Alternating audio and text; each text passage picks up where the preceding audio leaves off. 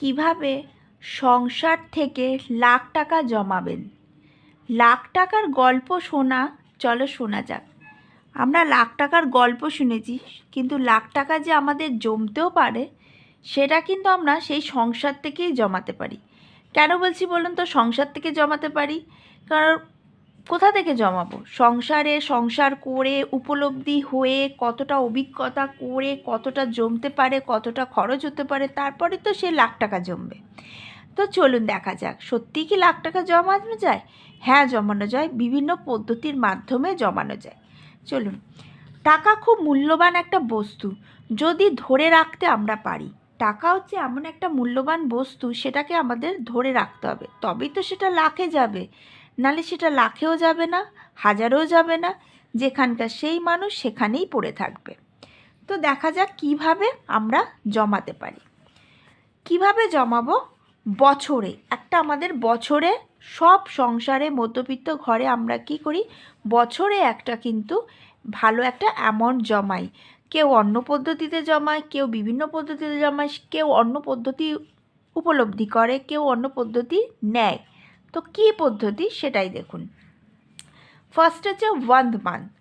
1 মান্থে মানে 1 মাসে যদি আমি সুষ্ঠুভাবে সংসার চালিয়ে প্রতি মাসে আমি 10,000 টাকা করে জমাই, তাহলে কিন্তু সমস্ত কিছু মেনটেন করে সংসার চালিয়ে সমস্ত কিছু গুছিয়ে সবারকে আত্মীয়তা দেখে, আত্মীয় স্বজন দেখে, বাচ্চা স্কুল ভর্তি করে সব কিছু করে যদি আমার মাসে 10,000 টাকা আমার জমতেই পারে। দেখুন, কেউ যদি 50,000 টাকা ইনকাম করে, সে কিন্তু মাসে 10,000 টাকা জমাতে হবেই। আমি হবেই কথাটা বললাম, কারণ এক্ষুনি বলছি হবেই। কারণ কি? কারণ দেখুন, এই কারণে বলছি, 50,000 টাকা সে ভালোই একটা অ্যামাউন্ট পাচ্ছে, কিন্তু সে যদি প্রতি মাসে 10,000 টাকা জমে, তার মানে তার কাছে আছে 40,000 টাকা। তাকেও এই মধ্যবিত্ত মধ্যে পড়তে হবে। কারণ কি বলছি, ধরুন তার যদি এজ থাকে 35, ধরুন তার বয়স হচ্ছে 35, তার হচ্ছে 70 অবধি, সে ধরুন এখন মানুষের একটা গড়াই হয়ে গেছে 70 থেকে 80-র মধ্যে, 80 তো যাই না, 60 থেকে 70। তাহলে আমার বাকি রইল কি 35টা বছর। এই 35টা বছরে যদি আমি ঠিকঠাকভাবে না সেভ করে রাখি, তাহলে কিন্তু আমি যদি খাওয়া, তারপরে ধরুন ঘুরতে যাওয়া, বেশি ঘুরতে যাওয়া, বিভিন্ন রকম ক্লাবে যাওয়া, বিভিন্ন আড্ডা মারা, বিভিন্ন পার্টি করা, বিভিন্ন বন্ধুবান্ধব করে প্রতি মাসে যদি আমি 5,000 টাকা করে খরচা করে ফেলি, তাহলে কিন্তু আমার যখন এই এজটাতে এসে দাঁড়াবো, তখন কিন্তু আমার কাছে কিচ্ছু থাকবে না, জাস্ট হচ্ছে হাতে একটা জিরো থাকবে। কিন্তু যদি আমি এইগুলোকে বর্জন করি, খাওয়া মানে কি না খেয়ে থাকা তা না, এই হোটেলে গিয়ে খাওয়া, বাইরে বিভিন্ন রকম, ঘরে রান্না না করে বাইরের খাওয়াটা বেশি খাওয়া, এই সব জিনিস কথা বলছি, তাহলে কিন্তু আমার এই 10,000 টাকা করে মাসে জমবে, বা আমাকে জমাতে হবে। আমাকে টার্গেট করতে হবে 40,000 টাকার মধ্যে আমাকে কিন্তু ঠিকঠাকভাবে সংসার চালাতে হবে। চলুন, 1 মাস জমলো 10,000 করে, বা খুব জোর 5,000 করে জমলো, ঠিক আছে। 6 মান্থে গিয়ে দেখব, আমি যদি 5,000 করেও যদি জমাই, তখন কিন্তু আমার সেখানে জমে যাবে হচ্ছে, যদি আমি 10,000 টাকা করে জমাই, তাহলে হচ্ছে 6,000 হচ্ছে 6 মান্থে গিয়ে। আর যদি আমি 5,000 টাকা করে জমাই, তাহলে কিন্তু আমার 30,000 টাকা জমলো। দেখুন, খুব ইন্টারেস্টিং জিনিস, আমি কিন্তু একদম ক্যালকুলেট করে বলছি। 30,000 টাকা আপনার 6 মাসে জমলো, জমাতেই হবে 30,000 টাকা। এবার 8 মাসে গিয়ে এই 30,000 টাকা প্লাস আরও হচ্ছে ধরো 10,000 টাকা, তাহলে হলো আমার কত হলো 40,000 টাকা। 40,000 টাকা গিয়ে আমার 1 বছরে দাঁড়াবে, আমি এই 40,000 টাকা দিয়ে আমি একটা গোল্ড কিনলাম। একটা ইনভেস্ট করলাম যে কোনো জিনিস। আপনি হার কিনতে পারেন, কানের কিনতে পারেন, চুড়ি কিনতে পারেন, পলা কিনতে পারেন, শাঁখা কিনতে পারেন, যে কোনো জিনিস, কানের কিনতে পারেন, যে কোনো জিনিস, একটা গোল্ডের জিনিস কিনলেন। হলো, সেটা 1 বছরের মাথায় গিয়ে আপনি একটা 40,000 টাকা দিয়ে একটা গোল্ড কিনলেন। এবার গোল্ডটা কি হবে সেটা ইনভেস্ট হচ্ছে। সেই গোল্ডটা কি হলো, আপনার কাছে ধরুন 40,000 টাকার জিনিস একটা কিনে রাখলেন।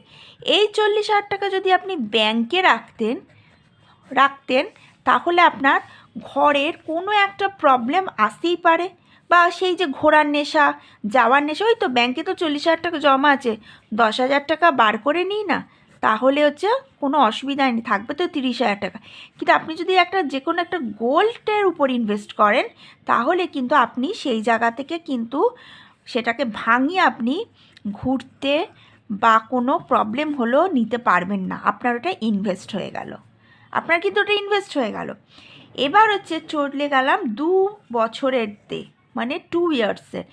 1 বছর আপনি একটা গোল্ড কিনলেন, সেম জিনিস আপনি আরও এই টাকাটা জমিয়ে আপনি এই যে 40,000 টাকা এলো, এবার যদি আমি 10,000 টাকা করে জমাই তাহলে 10, 6 মাসে 60,000, 8 মাসে 60, 70, 80, আচ্ছা 9 মাসে, 10 মাসে 1 লাখ টাকা আপনারও কিন্তু জমে গেল। এবার এই যে 1 লাখ টাকা দিয়ে আপনি 1 লাখ টাকা দিয়ে আপনি কী করবেন? ব্যাংকে রাখবেন?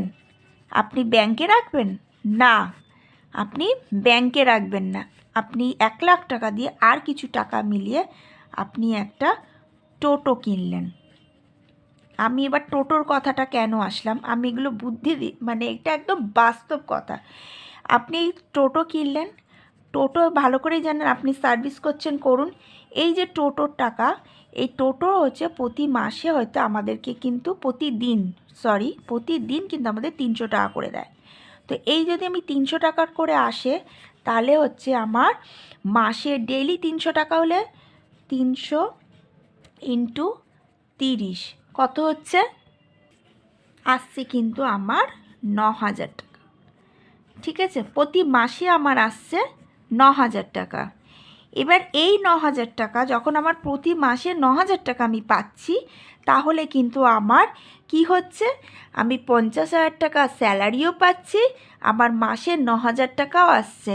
তাহলে আমার কিন্তু হিসাব মতন ধরুন 10ই ধরুন, হিসাব মতন আমার 60,000 টাকা ইনকাম হচ্ছে মাসে, 60,000 টাকা আমার ইনকাম হচ্ছে। এবার এই 9,000 টাকা দিয়ে আমি কি করব? তাহলে দেখুন, আপনি তো প্রতি মাসে জমালেন, জমিয়ে একটা গোল্ডও পেলেন, 1 বছরে একটা গোল্ডও পেলেন, 2 বছরে একটা টোটোও পেলেন। ঠিক আছে, এবার হচ্ছে কি, এই 9,000 টাকা দিয়ে কী করব? প্রতি মাসে আমি খাওয়া খরচ রাখবো, আমি বাজার খরচা রাখবো। খাওয়া খরচ মানে ডেইলি যে 300 টাকা দেবে আপনাকে, এটা আপনি বাজারের জন্য রাখবেন। তাহলে আমার খাওয়া খরচ, যদি কেউ 50,000 টাকা মাইনে পায়, সে কিন্তু প্রতি মাসের খাওয়া খরচ তো তার 10,000 টাকা রাখতেই পারে, সেই টাকাটা আপনার সেফ হয়ে গেল। তাহলে আপনার 3 দিক থেকে হলো, একটা হচ্ছে গোল্ড হলো, একটা হচ্ছে টোটো হলো, ইনকামের রাস্তা হলো, একটা হচ্ছে সেফ হলো। তো এটা হচ্ছে মধ্যবিত্তভাবে ঘরোয়া, যারা মাথা উঁচু করে বাঁচবে, যারা হচ্ছে প্রতি বছরে একটা গুছিয়ে যদি টাকা সাইড করে রাখতে পারে। দেখুন, টাকাটা ওইটাই বললাম, টাকা খুব মূল্যবান বস্তু, যদি ধরে রাখতে আমরা পারি।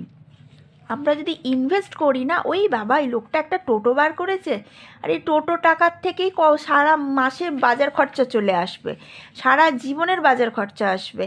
কেউ যদি বাড়িতে ইনভেস্ট করো, সারা মাসে তার একটা ভাড়ার টাকা পাবে, সে মাথা গোঁজার জায়গা তো থাকলোই থাকলো, উপরন্তু পেটে জোগাড়েরটাও সেটা এসে যাবে। সেই জন্য বলছি, টাকা হচ্ছে খুব মূল্যবান বস্তু। লাখ টাকা গল্প হয়তো শুনতে হয়তো মনে হয় লাখ টাকার গল্প, কিন্তু ওই একটা লাখ টাকাই কিন্তু আমাকে মাসে 10,000 টাকা হাতে তুলে দেবে। এইভাবে মধ্যবিত্ত সংসারে যদি গুছিয়ে ঠিকঠাক প্ল্যানিং করে চালা যায়, তাহলে কিন্তু আমাদের জীবনটা অনেক খুব সুন্দর তৈরি হবে। ভিডিওটা ভালো লাগলে লাইক, শেয়ার, সাবস্ক্রাইব। আবার একটা নতুন ভিডিওতে এরকম ভিডিও তোমাদের সামনে আমি আনবো।